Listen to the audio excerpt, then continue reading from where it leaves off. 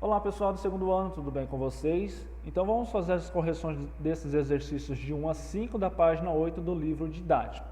Relacione os fenômenos a seguir com as suas respectivas características: difração, interferência e polarização.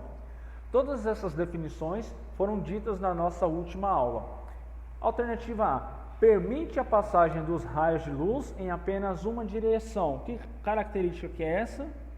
É a característica da polarização. Então, polarização. Nós temos os raios aí em várias direções e a polarização ou polarizador vai fazer com que esse raio siga em uma única direção.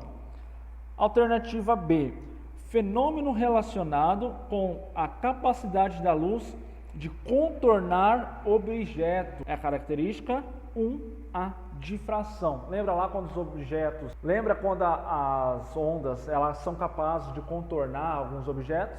Se refere à difração. C. Nesse fenômeno ocorre a sobreposição da luz e regiões de claro e escuro formam-se em um anteparo. O que sobrou para a gente é a interferência.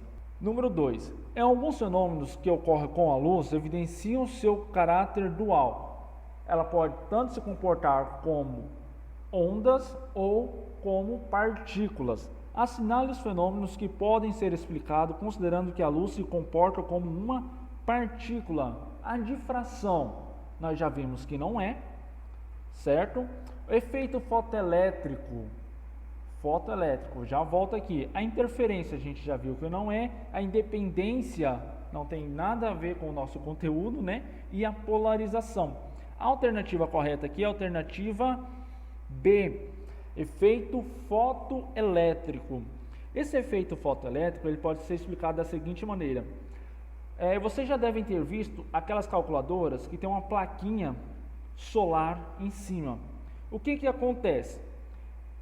A luz bate nessa placa, certo? Vou até desenhar de amarelinho aqui. A luz bate nessa placa e o que vai acontecer com os nossos fios? Essa luz ela vai arrancar fótons dessa placa, fazendo assim a corrente ou então a energia, a geração de energia. Isso também acontece nas placas fotovoltaicas que são colocadas nas casas, né, de energia solar. Então, a luz do sol vai bater em cima dessa placa e vai arrancar fótons. Esse processo só é explicado quando a luz é estudada como uma partícula. Como onda, como vocês sabem que a onda ela atravessa os objetos, né? Ainda mais que essas placas solares são meio que um meio transparente. Então, dessa maneira, quando a luz é estudada como uma onda, esse fenômeno não é explicado. Mas quando essa onda é explicada como uma partícula, a gente consegue entender esse fenômeno. Então, a luz vai arrancar partículas desse sistema, fazendo assim uma movimentação e uma geração de... Então, a alternativa correta, a alternativa B, efeito fotoelétrico, comporta como uma partícula. 3. De acordo com o físico Max Planck, que introduziu o conceito de energia quantizada, a luz, elemento imprescindível para a manutenção da vida na Terra, como toda radiação eletromagnética, é constituída por pacotes de energia denominados de 1. Bário, 2. Dipolos, 3. Íons, 4. Pulsos ou 5. Fótons. Segundo Max Planck, a luz ela é constituída de um pacote de fótons, tá bom? A resposta dessa alternativa ela está na página 8, quando a gente viu sobre a dualidade da luz. Está bem aí em cima desses exercícios de vocês. Exercício de número 4.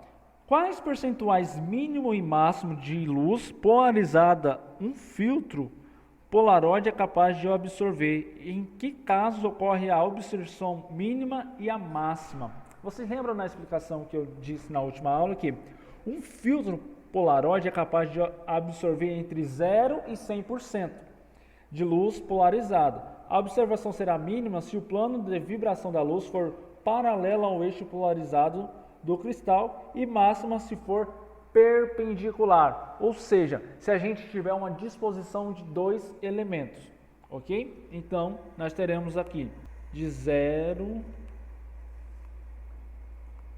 a 100% dessa absorção. E em que casos ocorre a absorção mínima e a máxima? Mínima se tiver somente um polaroide e a máxima se tiver dois polaroides alinhados de uma forma que um vai sobrepor o outro, ok? Exercício 5. Assinale as preposições corretas ou a preposição correta. Número 1. A difração e a interferência são fenômenos que somente podem ser explicados satisfatoriamente por meio de um comportamento ondulatório da luz. Essa está correta? Correta. 2. A difração e a interferência são fenômenos que somente podem ser explicados satisfatoriamente por meio de um comportamento ondulatório da luz.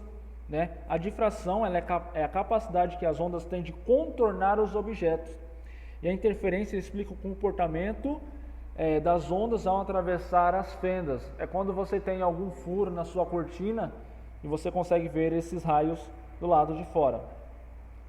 4. O efeito fotoelétrico somente pode ser explicado satisfatoriamente quando consideramos a luz formada por partículas ou fótons. Correto. Essa é a mesma explicação que eu dei no exercício passado para vocês e foi da calculadora ou então da placa solar. 8. O efeito fotoelétrico é consequência do comportamento ondulatório da luz? Não, incorreto, né? É justamente por causa do item anterior que ela é considerada como uma partícula. 16. Devido à alta frequência da luz violeta, os fótons violeta é mais energizado do que o fóton vermelho. O espectro visível vai do infravermelho ao ultravioleta, que eu vou representar aqui de azul, mas é como se fosse um ultravioleta. Então, se o ultravioleta ele é mais alto que o infravermelho, então logo o fóton violeta é mais energético do que o fóton vermelho. É tanto que a luz ultravioleta ela é mais prejudicial do que o infravermelho. Vocês viram que esse conteúdo não tem cálculo. O cálculo aí vai cair mais a partir do segundo capítulo, tá? Então, por hoje é só. Até a próxima aula.